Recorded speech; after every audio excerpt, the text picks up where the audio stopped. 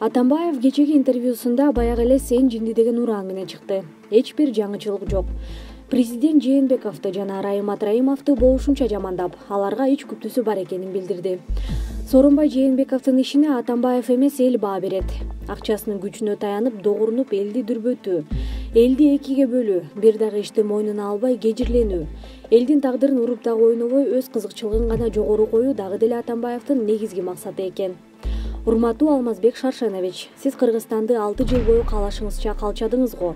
Эки тизгин бир чылбырды колуңузга алып өзүңүздү хан сезип жүрдүңүз го. Эми болсо ошол 6 жылда уурдалган акчаларды моюнга албай, ар кимди күнөөлөп отурасыз. ТЭЦке, жолго, музейге деп грант түрүндө жана элдин мойнуна карыз болуп илинип келген акчаны дагы жөн иштетпей уурдап келдиңер. Дагы уурдагандар болсо жооп берсин дедиңиз. А сиз өз колуңуз менен эмес, Сапар Исаков, Албек Ибраимов, Кубанычбек Кулматовго окшогондордун колу менен уурдап, эми алардын тагдырын уруу ойнобой жүрөсүз.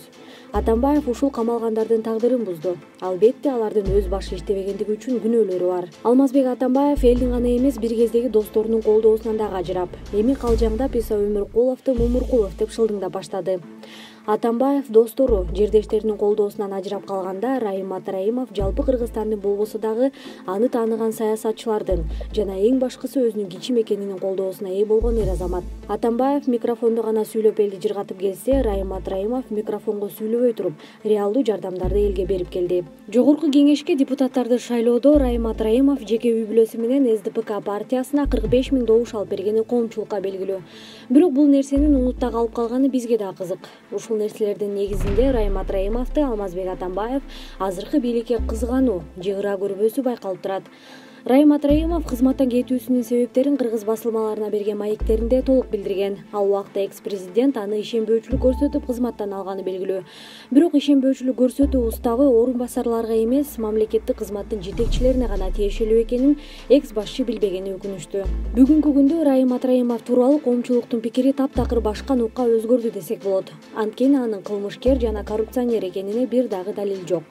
Ал эми былтыркы шайлоо алдында Алмазбек Атамбаев Сооронбай Жээнбековду эң таза, эң чынчыл талапкер экенин бир нече жолу айткан. Эми Сооронбай Шарич Сокедосумду 22 жыл билем. Кимиси гана сатпады, бул дайыма түз чүргөндө. Анан кээ бирөө айтат, бир туугандары тигинтет митет. Бир туугандары ошол кечсе деле кызматта болчу. Сооронбай жанымда жүрдү эң кыйын мезгилдерде. Көрүп атасыңар, жанагы Бабановский премьер-министр айтып атпады беле, мына Сооронбайлар Бакиевди айдап чыкты, муну кекти алыш керек деп. Башка киши мен ойлоп турам, тем более жаш эмес да. Менден бышып калган, жетелип калган кези мен кандай бир туура эмес жолго кетет деп ойлобойм да. Туура эмес жолго кетсе, өзүнүн эле шору болот, ал өзү деле билет. Биздин биринчиден эл башка, экинчиден Конституция да азыр башка.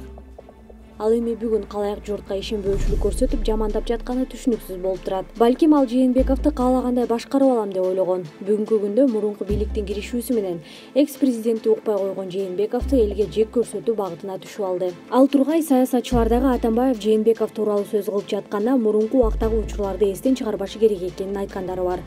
Буга далил катары Азимбек Бекназаров 2009-жылы Жалал Абадта болгон окуяны мисалга алып, бул президенттик шайлоонун убагында болгонун, түштүктө Атамбаевди бир гана ал жана Сооронбай Жээнбеков эле колдогонун, экс-президенттин партиялаштары дагы Бакиевтерден коркуп барбаганын айтып, ошол учурда Атамбаев ууланып калып, Жээнбеков аны Каракулжанын жайлоосуна алып барып, кымыз менен дарылаганын басылмалардын бирине берген маегинде баса белгилеп өткөн.